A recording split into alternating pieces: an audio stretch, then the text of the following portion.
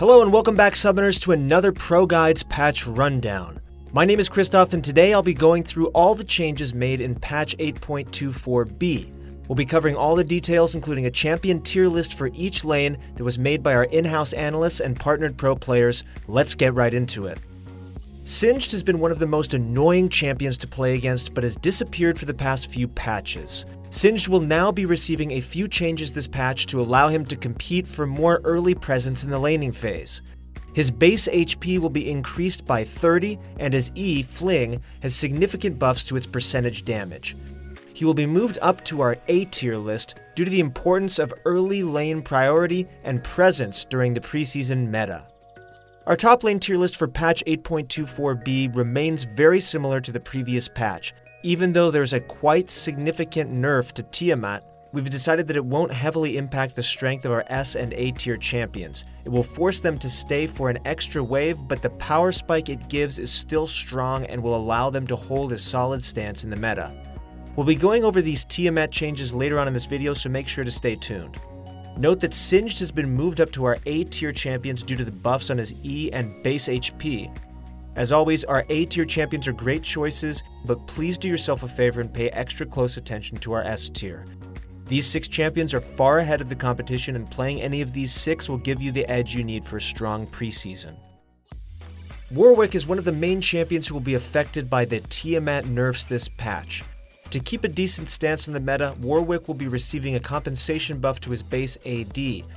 Although this change is very small, don't underestimate the bonus 2 AD he receives during the early game. Warwick will remain in our jungle B tier list this patch due to the buffs not being enough to impact him significantly. Our jungle list for patch 8.24b is almost unchanged compared to our previous tier list. The only changes made is to Jax, who will be dropped down into our B tier list due to the nerfs on Tiamat. Our S-tier champions include Graves, Xin Zhao, Kayn, Kha'Zix, and Elise. Try out some of these S-tier junglers in your next few games to maximize your chances at winning. A and B tier junglers are extremely powerful but lack consistency. Prioritize our S-tier champions and you'll have a strong start to Season 9. Akali has been one of the strongest mid laners for a while, but has also been a balancing nightmare. There will be a few changes to Akali's W Twilight Shroud this patch. Akali will now briefly obscure before stealthing or re-stealthing, allowing enemies to see her outline. In addition, targeted abilities and basic attacks will no longer cancel when Akali enters her shroud. Instead of waiting for Akali to reappear, you'll now have a new layer of interactivity and counterplay to this obnoxious ability. Lastly, her re-stealth timing has been increased during the early game by a very small amount, but will be negligible once you enter the mid-game. To compensate for these nerfs, the changes made to Akali in patch 8.24a will be reverted in patch 8.24b. Akali will still remain in our mid lane B tier list due to her win rate being inconsistent among all players. She is a very difficult champion after all. Nobody predicted how much of a monster Cassiopeia would be during patch 8.24. Her win rate skyrocketed this patch, and the balance team was quick to react to this sudden change. Cassiopeia will be receiving a nerf to her Q, Noxious Blast, in 8.24b. Noxious Blast now costs more mana overall and will do less damage after the initial skill point. Cassiopeia will be added to our mid lane A tier list this patch and will remain a powerful pick for the rest of the preseason. Neeko is one of the most unique champions made to date. Her main strength comes from her mind games that she can create with her W and passive. Neeko will be receiving a small nerf to her early pushing and lane control this patch. Her Q, Blooming Burst, will have its initial base damage reduced by 10 and base bounce damage reduced by 5. She will be added to our mid lane A tier list this patch and is a recommended champion for all mid laners to pick up. The mid lane tier list has very few changes for this patch. Neeko and Cassiopeia have been added to our mid lane A tier list and will be fantastic choices to pick up.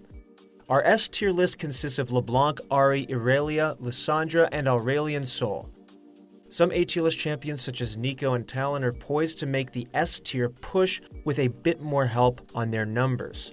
The main takeaway here is that a lot of the S and A tier champions for mid lane are very close in terms of power and will be great pickups this patch. Pick a handful of these champions on the list and surely you'll have a great preseason climb. Caitlyn is the biggest lane bully in the bot lane and will be receiving some extra power to her kit this patch. Her Q, Piltover Peacemaker, will be receiving a massive buff to its base damage, followed by a very small compensation nerf to its pass-through damage. Overall, this means that getting hit directly by her Q will be more punishing, so make sure to stay behind your minions when laning against her. In addition, her ultimate Ace in the Hole is receiving a massive range buff on the first 2 ranks. Caitlyn will be moved to our ADC S tier this patch due to the massive buffs on her kit. Corki's been pretty quiet in the meta recently, but is finally going to be seeing more play.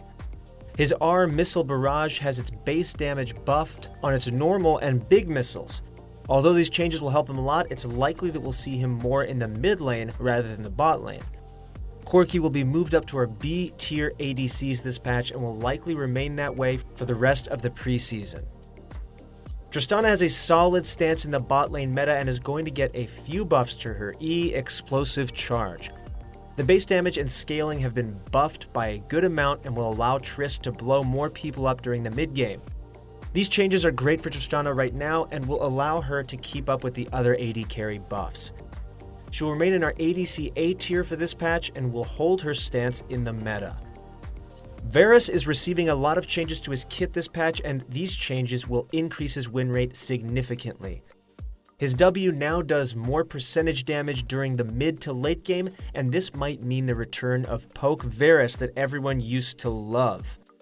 In addition, his R Chain of Corruption will have a huge increase to its base damage at all ranks.